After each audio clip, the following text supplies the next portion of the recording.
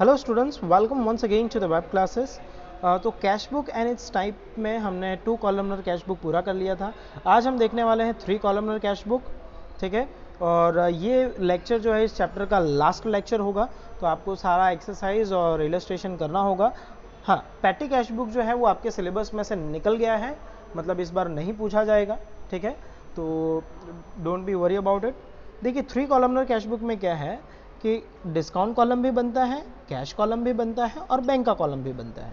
ठीक है, तो इसमें कोई it's not a big deal, आपको ऑलरेडी आ ही जाएगा। ठीक है, तो डायरेक्टली हम स्टार्ट करते हैं। पहले देख लें कि इलेक्ट्रॉनिक बैंकिंग ट्रांजैक्शन क्या होता है। तो इलेक्ट्रॉनिक बैंकिंग ट्रांजैक्शन में आता है NEFT, national electronic fund transfer. ठीक है, जिसमें 2 लाख रुपए तक की अमाउंट जो है इंस्टेंटली ट्रांसफ़र हो जाती है विद द नॉमिनल चार्ज। 2 रुपये या 3 रुपये उसका चार्ज होता है। ठीक है, RTGS means real time gross settlement, जिसमें 2 लाख से अगर ऊपर की अमाउंट है तो हम आरटीजीएस करते हैं, जिससे तुरंत के तुरंत पैसा पहुंच जाता है। उसका भी चार्ज कुछ 2-5 रुपये होता है, उससे ज़्यादा कोई ट्रांजेक्शन, मतलब उससे ज़्यादा कोई चार्ज नहीं लगता। और कौन कौन से बैंकिंग ट्रांजेक्शन हो गए हैं, तो आजकल एक और ट्रांजेक्शन आ गया है UPI ID। UPI ID मतलब गूगल पे। ठीक है, तो गूगल पे। और दूसरा आ गया है debit card and credit card, जहाँ पर आप स्वाइप करके पैसा ट्रांसफ़र कर सकते हो या फिर पेमेंट कर सकते हो। तो अगर इनमें से कोई सा भी ट्रांजैक्शन होता है तो उसे हम बैंकिंग ट्रांजैक्शन ही मानेंगे। ठीक है, वो कैश ट्रांजैक्शन नहीं है। आगे चलो, तो इलस्ट्रेशन 7 की तरफ चलते हैं। इलस्ट्रेशन 6 आपका होमवर्क में होगा, इलस्ट्रेशन 7 अच्छे से देख लीजिए। ठीक है, सबसे पहला है from the opening following transaction prepare 3 columnar cash book of Shri Jamuna Das for first fortnight of April 2016। Now 1st April opening cash balance rupees 3 lakh and bank balance rupees 8 lakh.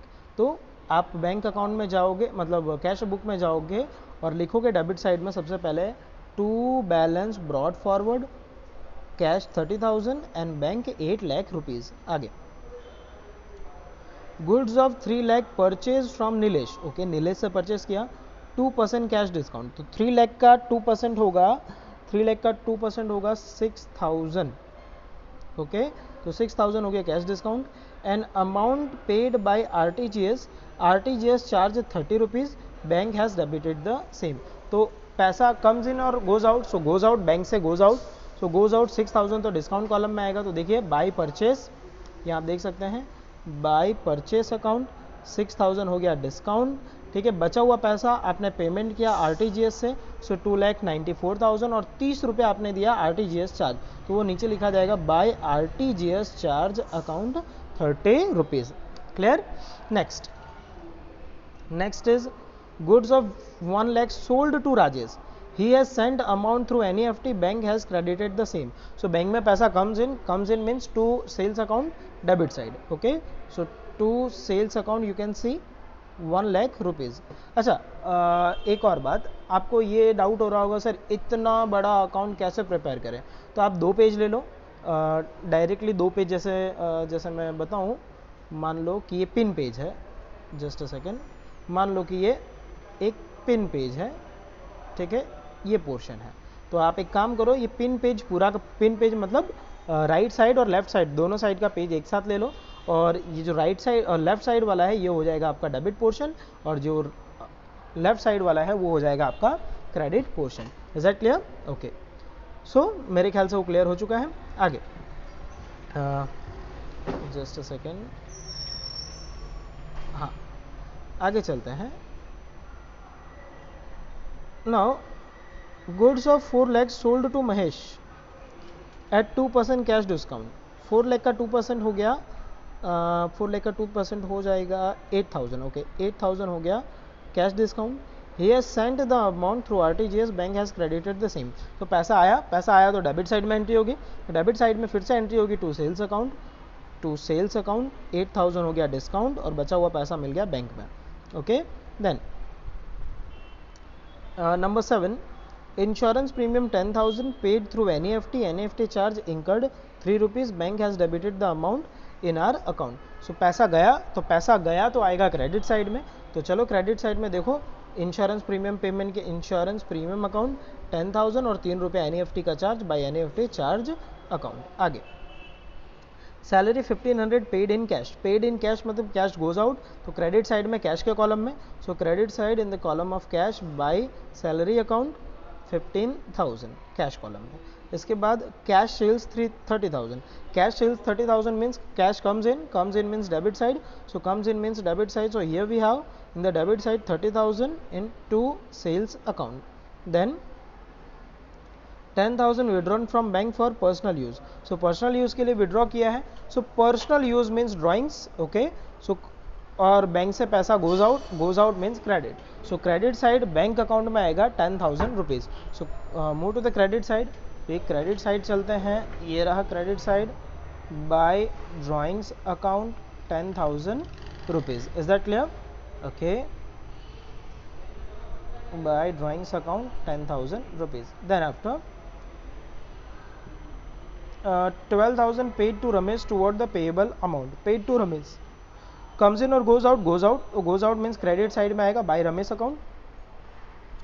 By Ramesh account 12,000. Then Raman has paid 22,000 through NEFT toward our receivable. Bank has credited the amount. So 22,000 received means debit side. So debit side में आएगा to Raman account.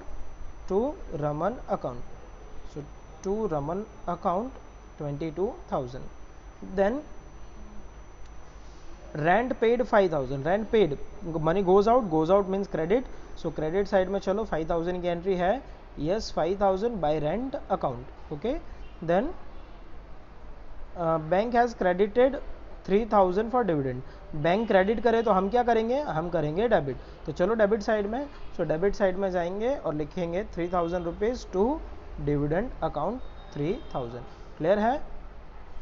Hopefully बहुत अच्छे से आपको clear हो चुका है। क्या कोई ट्रांजैक्शन बाकी है? नहीं, कोई ट्रांजैक्शन बाकी नहीं है। करना क्या है, करना आपको ये है, सबसे पहले तो डिस्काउंट के दोनों साइड का टोटल कर दो और यहाँ लिख दो, इसका डिस्काउंट 8,000 आ रहा है और इस साइड का डिस्काउंट आ रहा है 6,000। फिर कैश का टोटल करोगे, सो कैश का टोटल अगर करने जाओगे तो कैश का टोटल है 30 एंड 30 60, ओके, तो टोटल कैश का टोटल है 60 और 60 में से पेमेंट कितना किया है हमने, तो 60 में से हमने पेमेंट जो है वो किया है, यहाँ तो कैश में कुछ पेमेंट हुआ ही नहीं इधर, फिर इधर पेमेंट हुआ 60 में से 15 गए, 45 बचे, फिर 12 गए, फिर 5 गए, तो बचा 28,000। तो 28,000 हमारा जो है वो बैलेंस बचता है कैश का। इसी तरह से बैंक में, तो बैंक में हमारा 8 lakh, 9 lakh and 3 lakh, 12,92,000, so 12,92,000 and 3 295 and 22, so 13 lakh and 17,000 is the total.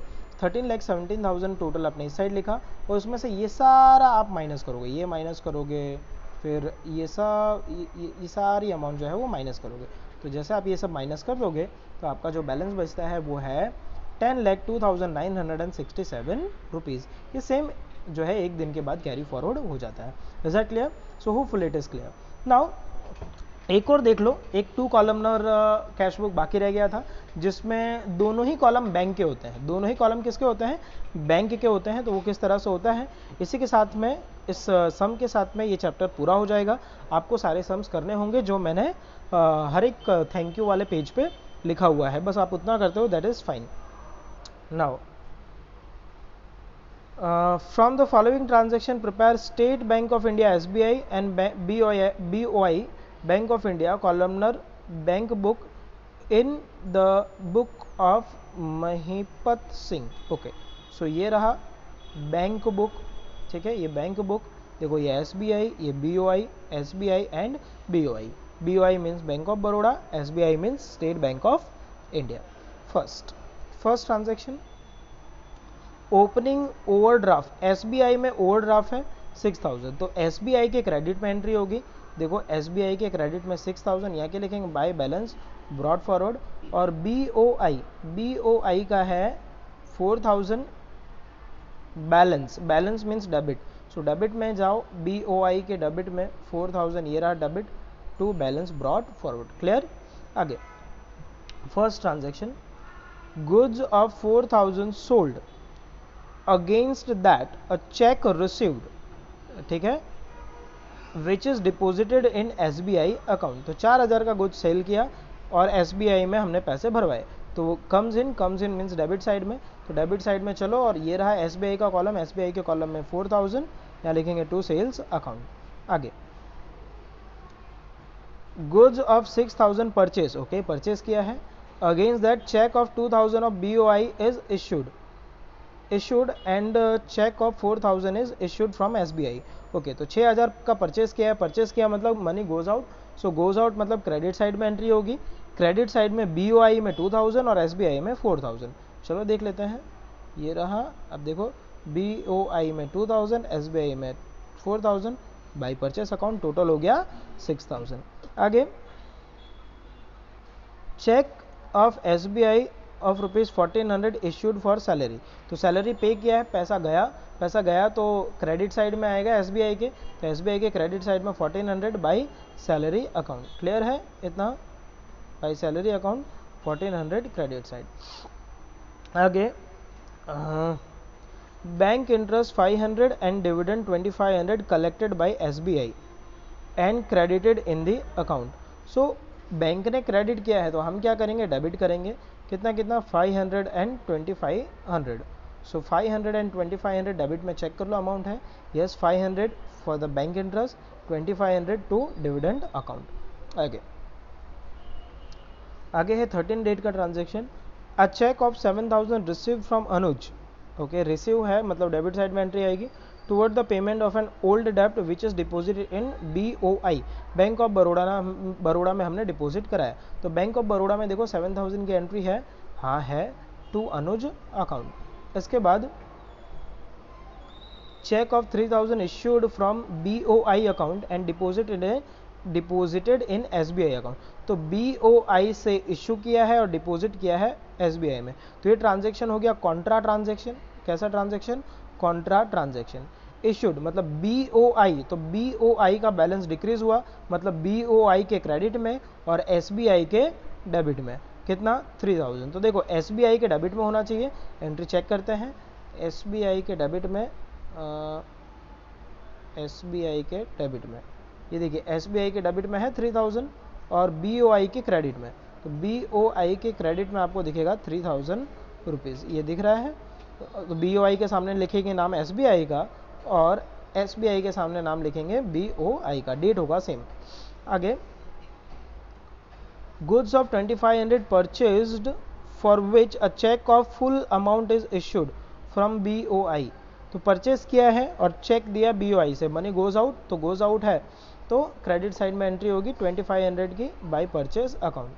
आगे machinery of 6000 purchased for which a cheque of 50% amount from SBI and remaining from the BOI, तो 6000 का परचेज किया, मनी गोज आउट, तो आधा होगा 3000 SBI से और 3000 होगा BOI से, तो आप देख सकते हो 3000 and 3000 bye machinery account. Is that clear? आगे सारी एंट्रीज हो गई। सारी एंट्रीज अगर हो जाती है तो पहले आप टोटल करोगे, जिस साइड का टोटल ज़्यादा हो, तो देखो SBI का टोटल भी कर डालो, तो SBI का अगर आप टोटल करोगे तो इस साइड का टोटल कम आएगा, मतलब क्रेडिट साइड का टोटल SBI का ज़्यादा है, ठीक है, तो क्रेडिट साइड का टोटल SBI का ज़्यादा है, तो आप क्रेडिट साइड का पहले टोटल करो। क्रेडिट साइड का टोटल आता है SBI का 14,400, ये 14,400 यहाँ लिखोगे, डेबिट साइड माइनस करोगे तो बैलेंस बचता है 4,400, ये है बैंक ओवर ड्राफ्ट। SBI में क्या आया, बैंक ओवर ड्राफ्ट, यहाँ लिखेंगे टू बैलेंस कैरी फॉरवर्ड। इसी तरह से BOI का टोटल करो, तो BOI का टोटल करते हैं तो डेबिट साइड का टोटल ज़्यादा है,